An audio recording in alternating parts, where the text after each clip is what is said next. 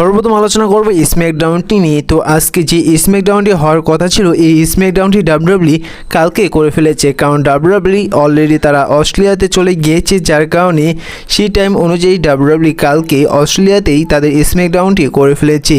তো স্ম্যাকডাউনে এবার তেমন কোনো কিছুই দেখা যায়নি। তো ছোট্ট করে আপনাদের জানাই স্ম্যাকডাউনে কী কী হয়েছে, পাশাপাশি আরও আপডেট জানাবো আজকের এই ভিডিওটিতে। স্ম্যাকডাউনের শুরুতে এসেছিল কোডোরস এসে তিনি কল আউট করতে থাকেন সেথ রলিন্সকে, এমনকি তিনি গত বছর গুন্থারকে হারিয়ে যে চ্যাম্পিয়নশিপটি জিতেছিল সে সম্পর্কে কথা বলে এবং যে একটি আংটি পেয়েছিল সে সম্পর্কে কথা বলে। তিনি বলে যে এবারও তিনি সেথ রলিন্সকে হারিয়ে এই আংটিটি পাবে এবং এই টাইটেলটি তিনি জিতে নেবে, কারণ এখন তিনি 3বার সেথ রলিন্সকে হারিয়ে দিয়েছে। এখন সেথ রলিন্স তাকে একবারও হারাতে পারেনি, যার কারণে এবার তিনি ক্রাউন চ্যাম্পিয়নের বিরুদ্ধে আবার সেথ রলিন্সকে হারিয়ে দেবে, এই টাইটেলটি তিনি জিতে নেবে আর এই আংটি পেয়ে যাবে। তো সে জায়গায় সেথ রলিন্সকে কল আউট করতে থাকেন কোডোরস। তারপর দেখা গিয়েছিল স্ম্যাকডাউনে শিনস্কে নাকামারার মধ্যে সেমিজিনের মধ্যে একটি ইউএস টাইটেলের ম্যাচ, কারণ বরাবরের মতনে আবার সেমিজিনে এসে ওপেন চ্যালেঞ্জ রেখেছে।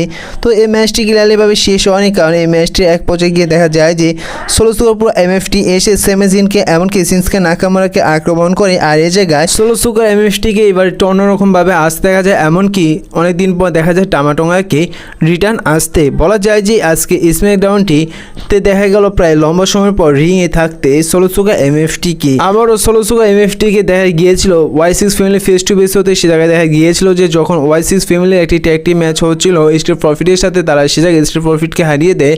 ঠিক সেই সময় দেখা যায় যে 4-7 থেকে সোলো সুগার এমএফটি এসে স্ট্রিট প্রফিটকে হারানোর পর solo sugar MFT face to face হন Y6 ফ্যামিলি। আর আপনাদের যেমন জানিয়েছিলাম যে খুব শীঘ্রই Y6 ফ্যামিলির সাথে সোলো সুগার ফ্যামিলির মধ্যে একটি ফাইট দেখা যাবে, আর এটা খুব শীঘ্রই দেখা যাবে এবার ডাব্লিউডাব্লিউতে। তো তেমন কোনো কিছু দেখা যায়নি আজকে স্ম্যাকডাউনে, কিন্তু আরও একটি ইন্টারেস্টিং বিষয় দেখা গিয়েছে। সে জায়গায় একটি জিনিস দেখে বোঝা যাচ্ছে এবার খুব শীঘ্রই হয়তো জেকা ফাটু তিনি কোডোরসের টাইটেলের পিছনে যেতে চলেছেন, এমনকি কোডোরসকে এই টাইটেলের জন্য জেকা ফাটু খুব শীঘ্রই চ্যালেঞ্জ করতে চলেছেন। আজকে ব্যাক স্টেজে জেকা ফাটু এবং কোডোরসে যে সেগমেন্টটি দেখা গিয়েছে সেই সেগমেন্টের উপর ভিত্তি করে অনেক কিছুই অনুমান করা যাচ্ছে।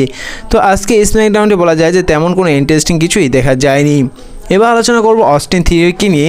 তাহলে কি এবার ক্রাউন চ্যাম্পিয়নের বিরুদ্ধে অস্টিন থিওরিকে দেখা যেতে পারে এবং তিনি এসে কি সেথ রলিন্সের ভিশনের টিমে কি যুক্ত হতে পারে? তো অনেকটাই সম্ভাবনা রয়েছে অস্টিন থিওরি তিনি এবার ক্রাউন চ্যাম্পিয়নের বিরুদ্ধে রিটার্ন আসতে পারে এবং রিটার্ন এসে তিনি সেথ রলিন্সের ভিশনের টিমে যুক্ত হতে পারেন। দেখুন বর্তমানে অস্টিন থিওরি এমনকি কার্মেল হাইস বর্তমানে আলাদা হয়ে গিয়েছে, এমনকি ডাব্লিউডাব্লিউ এদের আর একত্রে দেখাবে না।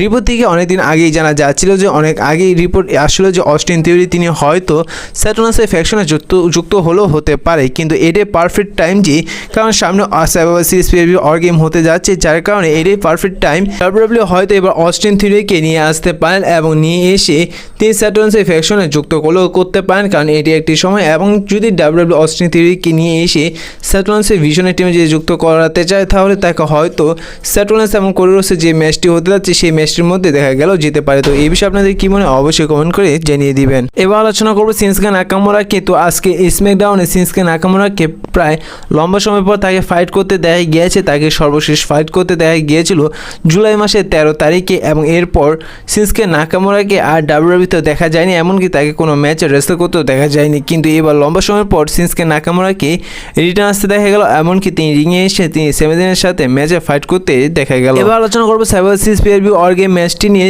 এবার আপনারা যেমন জানেন যে সেথ রলিন্সের ফ্যাকশনের সাথে রোমান রেন্সের ফ্যাকশনের মধ্যে একটি সার্ভাইভার সিরিজ পে-per-view অর গেম ম্যাচ দেখা যাবে। যদি এবার অস্টিন থিওরি আপনাদের যেমন জানিয়েছিলাম ক্রাউন চ্যাম্পিয়নের পে-per-view রিটার্ন এসে তিনি যদি সেথ রলিন্সের ফ্যাকশনের সাথে যুক্ত হয়, তাহলে আপনারা কনফার্ম করে ধরে নিতে পারেন যে সেথ রলিন্সের ফ্যাকশনেই সেথ রলিন্সের সাথে যুক্ত হয় অস্টিন থিওরি। এবার সার্ভাইভার সিরিজ পে-per-view অর গেমে পারফরমেন্স দিবে, এমনকি রিপোর্ট থেকে এও জানা যাচ্ছে যে যদি অস্টিন থিওরি সেথ রলিন্সের ফ্যাকশনে যুক্ত হয়, আর অপর দিকে থেকে যেতে পারে যে জেকা ফাটু তিনি রোমান রেন্সের টিমে যুক্ত হবে সেই অর গেম ম্যাচটিতে এবং জেকা ফাটুকে নিয়ে আসবেন জিম উসো এবং কি জে উসো। বর্তমানে জিম উসো জে উসোর সাথে জেকা ফাটুর মধ্যে একটি ভালো রিলেশন রয়েছে, যার কারণে তারা জিমি উসোকে এবং জে উসোকে দেখা যেতে পারে জেকা ফাটুকে তাদের সার্ভাইভার সিরিজ পে-per-view অর গেমের ম্যাচটিতে তাদের টিমে নিয়ে আসতে পারেন। তো আপনাদের এই বিষয়ে কি মনে অবশ্যই কমেন্ট করে জানিয়ে দিবেন। তো এবার আলোচনা করবো জন সিনার লাস্ট অপোনেন্টকে নিয়ে। তো আপনারা এবার 100% কনফার্ম ধরে নিতে পারেন যে এবার জন সিনার লাস্ট অপোনেন্ট হতে চলেছেন গুন্থারই হবে জন সিনার লাস্ট অপোনেন্ট এবং গুন্থার এই জন সিনাকে তাকে ডাব্লিউডাব্লিউ থেকে রিটায়ারমেন্ট দিবে, যেভাবে গুন্থার তিনি গোল্ডবার্গকে ডাব্লিউডাব্লিউ থেকে রিটায়ারমেন্ট দিয়েছে।